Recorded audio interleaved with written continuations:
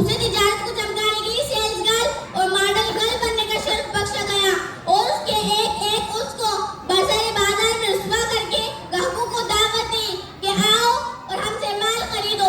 यहाँ तक कि वो औरत जिसकी सरपंची ने फितरत में इज्जत और आबरू का ताज रखा था और जिसके गले में असमत और इफ्फत के हार डाले थे, वो महज तिजारती इदारों के लिए एक पर्सन और मर्दों की थकन दूर करने के लिए एक तफरीह का सामान बनकर रह गई।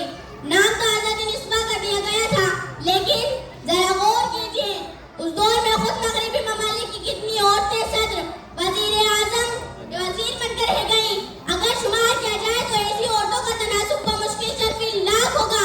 इनकी निचोनी औरतों को कुछ मनसब देकर बाकी लाखों औरतों को बड़ी बेदर्दी से सड़कों पर घसीट लाया गया। आज अमेरिका में जाकर देखिए तो दुनिया भर के तमाम इसलिए काम औरत के सुपुर्द है। होटलों में मुसाफिरों के कमरे साफ करने, उनके बिस्तर की चादरें बदलने और रूम अटेंडेंट की खिदमत तमाम तौर औरतों के सुपुर्द है। दुकानों पर माल बेचने के लिए मर्द खाल नजर आते हैं। ये वाकयात किसी ख्याली दुनिया के नहीं है, ये मगरबी दुनिया के वो नाकाबिल इनकार हालात हैं जिनका हर शख्स वहां जाकर मुशाहिदा कर सकता है।